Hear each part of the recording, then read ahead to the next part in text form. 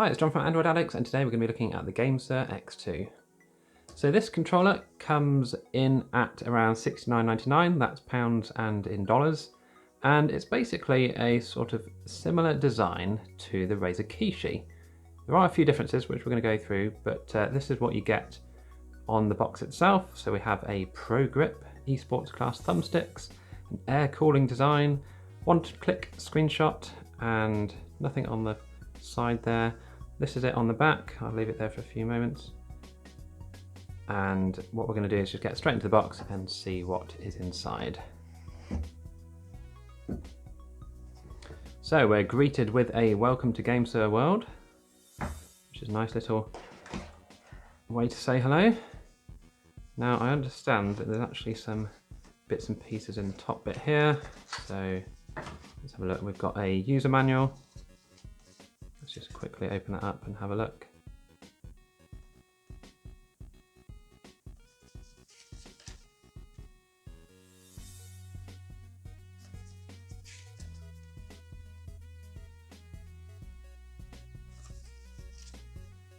Okay, that's all our English user manual.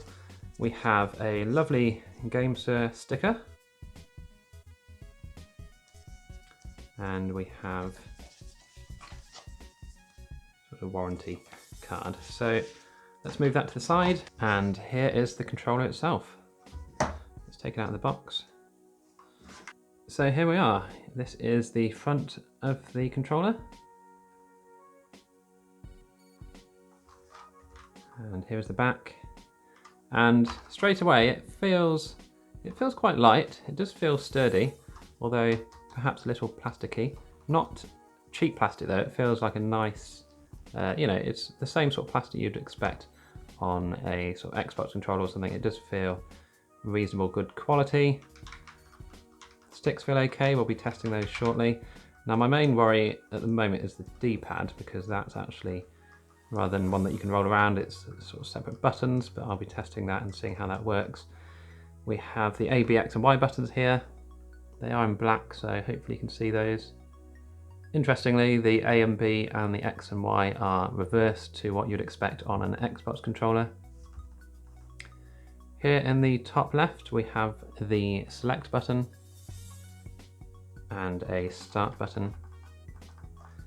And this lovely little button down here, which is a screenshot button. So whatever game you're playing, if you've got a nice high score or a good kill, you can quickly press that and take a screenshot on your phone. And here is the home button. So at the top of the controller, we have the bumper buttons and the triggers. Now you can probably hear that they're not analog, so they're on-off basically digital buttons. These are good for 3 million clicks apparently. I mean, they feel nice. They feel nice and clicky, but obviously you do not get an analog feature. So if you're playing a racing game, for example, you can't, slowly accelerate. You're just going to go full blast straight away. So that's worth bearing in mind. The face buttons feel okay. They're a tiny bit squidgy maybe. I'm going to compare this obviously to the Kishi shortly, so we can see which has the better buttons.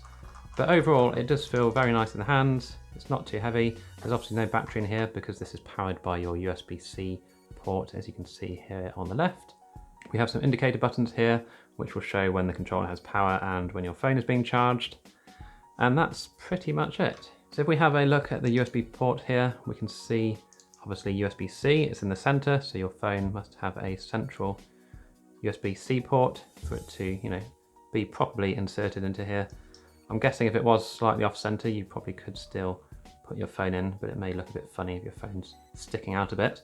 But the benefit is it can stick out because we have no sides on the controller, so it doesn't really matter if your phone is wider or not, it can still fit inside. So the mechanism itself is similar to the GLAP with a sort of spring-loaded system. So you just apply some pressure. It doesn't lock in place or anything, it will just close straight back up. And it's good strong spring in there, so that's good. We have some rubber protection here on the sides, which will stop your phone from getting scratched when you pop it in. So that's nice as well. And this USB-C port actually moves up and down, so that makes it easier for you to get your phone in without breaking the USB port.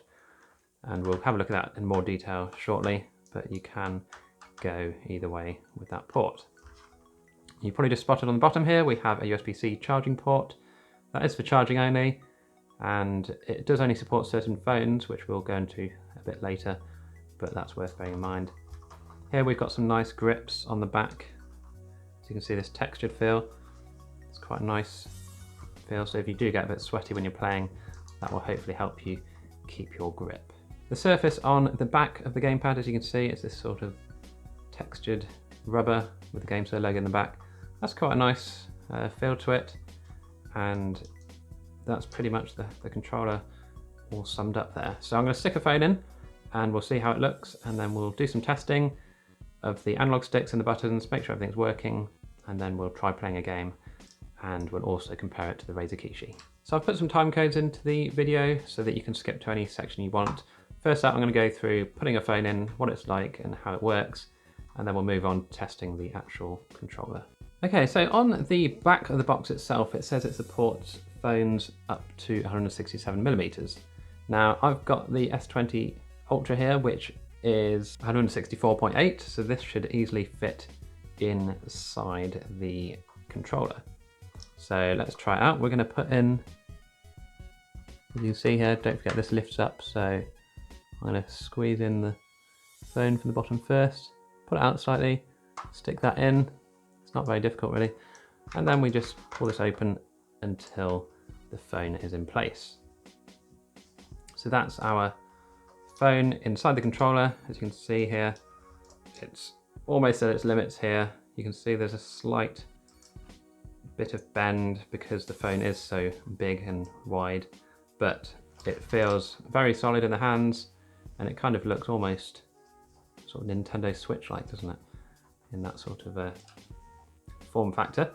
But yeah, it's very easy to get the phone in and out. So if you're removing the phone, you can simply just pull away a bit, lift the phone at an angle. As you can see here, we have plenty of room to do that with that bendable USB-C port, and then we just simply pull it out. So you can see again how much bend we get. There's plenty in there, so you're not going to damage your port. You should be absolutely fine. Now the Note 20 is a bit smaller than the S20 Ultra, so that'll fit in fine. But what I wanted to show you is that you can actually fit in something even bigger. Now here is my Lenovo Legion phone. Now that has a size of 169.2mm, so it's basically, 2.2mm bigger than it's recommended for. So I'm going to see if I can get this in as well, and again, in with the USB port first, click that in, and then we just pull away, and I'm going to just squeeze that down. So I'm pressing against the rubber here at the side, and I can just about squeeze the Lenovo Legion phone in. So that is 169.2mm, does fit in here. Again, you can see a very slight bend, but this is a very sturdy bit of plastic. I don't think that's going to snap anytime soon. And we even saw a small bend with the S20 Ultra, so I'm not worried about that particularly. I'm just happy that I can actually fit this phone in. And there's no pressure on the USB port, it's all completely fine and flexible. Okay, so I'm going to record the Gamepad Tester here. I'm just going to go through the buttons and then the analog sticks and just make sure they're all working nicely. Let's make sure we're on full brightness so we can actually see better. I'm going to put a recording of this on the screen as well. You can see I'm recording with Mobizen. So first let's just test out the gamepad. So we'll test out the buttons. It's the B button, A button, Y and X. So as you can see, instantly responding when I click them. Obviously it's a direct USB-C connection, so you wouldn't expect anything less. Yeah, they're all working great. I'm going to do the D-pad now, which is obviously working fine as well. We have the bumper buttons.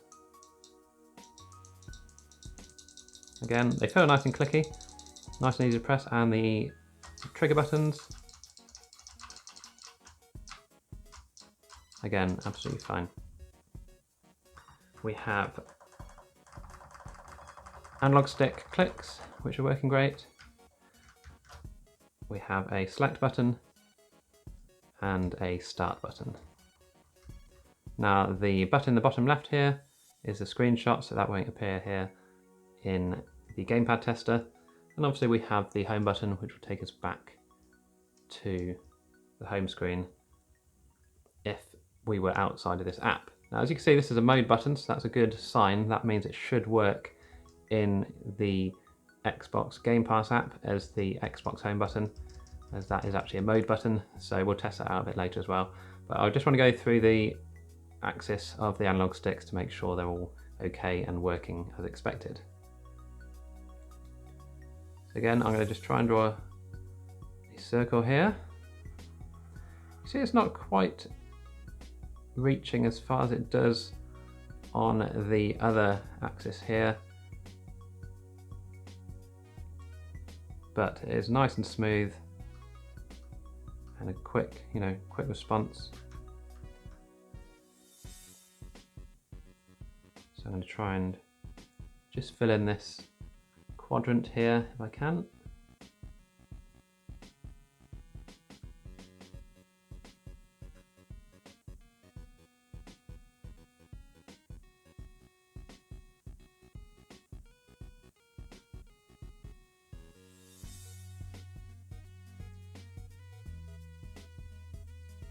So as you can see, you can be nice and accurate with this. It's very easy and the response is excellent. So I'm just going to do the right stick now, and again we'll just do a circle. It's not quite a circle. Again, the top left seems to be slightly squashed.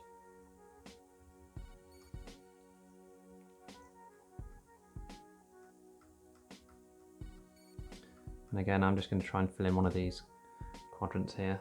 Let's go for the bottom right one.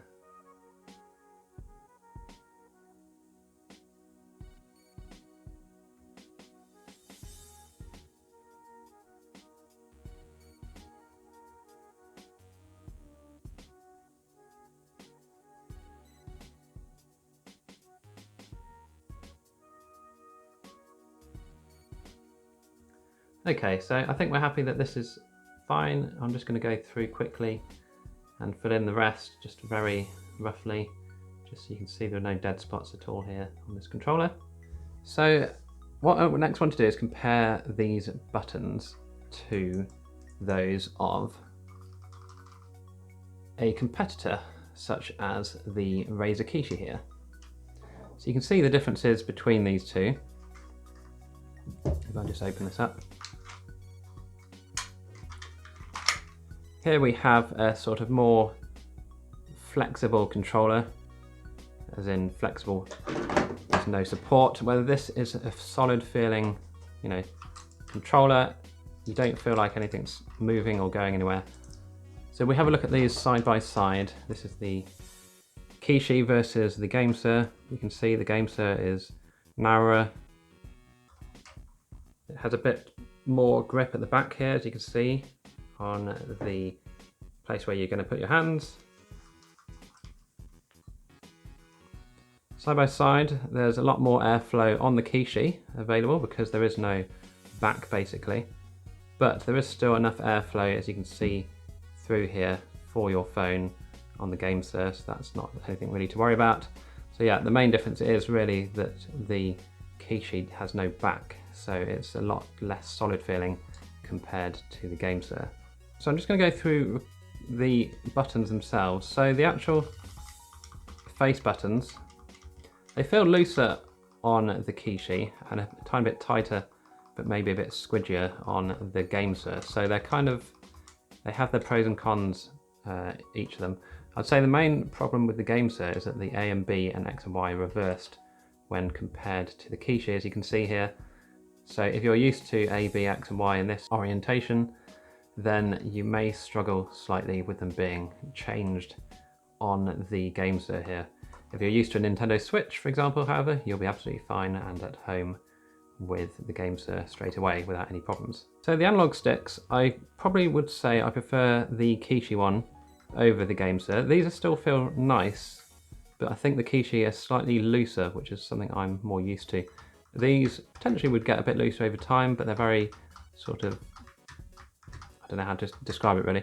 I suppose they're a lot more snappy compared to the Kishi, which is a bit smoother when you're, just trying to do a bit of a small movement. I would find it easier on a softer one. So mainly for movement, I suppose. If you're looking around on the Kishi, it's a lot smoother and I'd say easier to do smaller movements, whereas this is a bit, it's almost too quick to move compared to the Kishi, which is hard to describe really, but that's how it feels in the hand. So the other thing to bear in mind here, obviously, is the D-pad or lack of D-pad on the Gamesir. So here on the Kishi, we have a bit of a squidgy gamepad. It's not my favorite, or D-pad, sorry. On the Gamesir, we have just buttons. So if you're used to games where you can sort of roll and, roll around and do special moves or whatever it is you need to do, probably mainly in emulators and older games, then you will probably find this not quite as intuitive and not as fun to use in that sense. If you're not a big D-pad fan, then you probably won't care anyway, but it is worth bearing in mind. Now, as I said previously, this does only have digital triggers, whereas the Kishi does have analog triggers. As you can see, there is various stages of pressure that you can apply here on the Kishi, but on the Gamesir, it's on or off. Again, not a massive problem, but it is worth bearing in mind. So the other thing to bear in mind with the Gamesir is that it doesn't really matter how wide your phone is, because it will still fit in without being obstructed by the controller itself. On the Kishi here, we have the issue that we're restricted to this area for the width of our phone. If my phone was any wider than this, it would not fit in to the inside of the controller here. Whereas on the Gamesir, we're not restricted by anything here. It's a simple, slot it in and away you go. So that's quite a nice plus there for the Gamesir. Okay, so the last thing to bear in mind with the Gamesir is the USB-C charging port here at the bottom.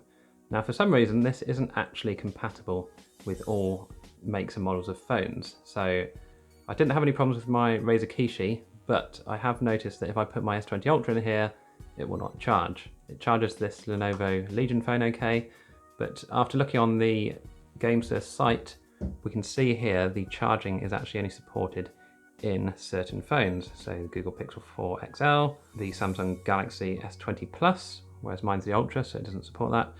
We have the Samsung A90, and you can see the others on the phones on the list here that are supported, but for some reason they're not all supported. So that's it's worth bearing in mind that if you're buying this just so you can charge your phone, it won't necessarily work. Now, like I said, it does work with the Legion here, even though it's not listed on here. So I'm guessing it's something to do with the chipset inside the phone or inside the controller, that it doesn't like certain chipsets for some reason. Can't really imagine why, but that's just the way it is. So just as an example, I'm going to plug in my charger cable here. We can see it is charging, and we have the flashing light, and it stays charging with no problems. If we try the same with the S20 Ultra here, we plug it in, starts charging, and then it stops charging. So you can see the white light is on solid. The battery light is not showing, sorry, the battery indicator is not showing a charging icon. So initially it does, it starts, and then it stops again straight away.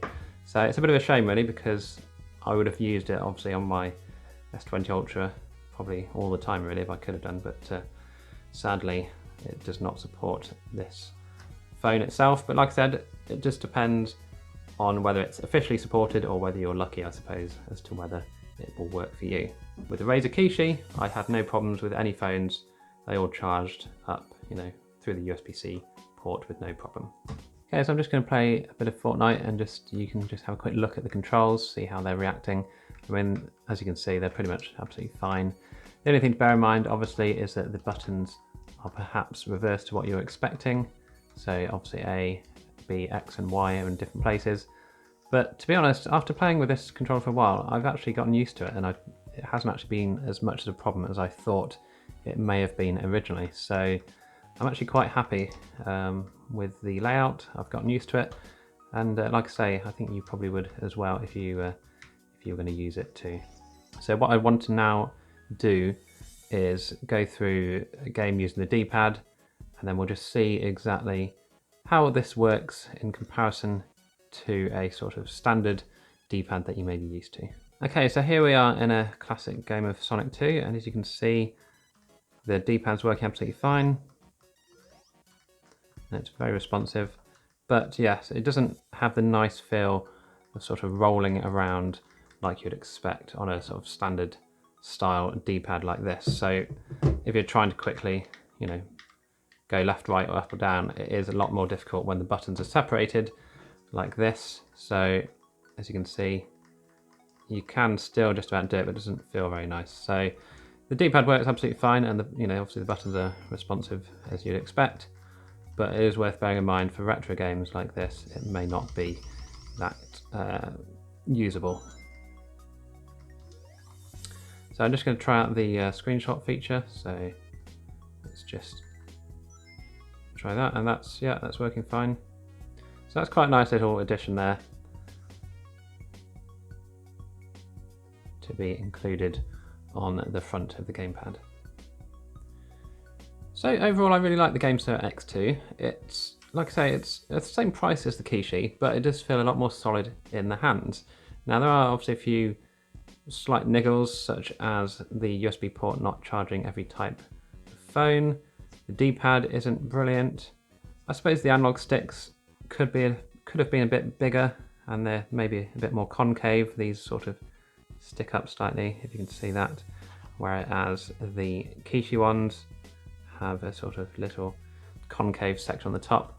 But other than those few little niggles, yeah, I really like this, and like I say, it feels good when you're holding it. You know, these grips do actually feel quite good. Whereas the Kishi, it still feels nice, but it feels a bit less ergonomic because you've just got a straight bit of plastic here. And although it's a nice little controller, don't get me wrong, and brilliant features on it, I do actually prefer holding and using the Gamesir X2, which I wasn't really expecting I would. Again, the other benefits are that you can fit in pretty much any phone without too much of a problem. Still need to be able to support USB-C on your phone, of course. But yeah, other than that, I'm quite impressed. So I've put some affiliate links down below if you want to pick one of these up from Amazon. They're around £70, $70, so they're not cheap, but they're, it's a well-constructed, solid feeling gamepad, so I'm quite impressed with that.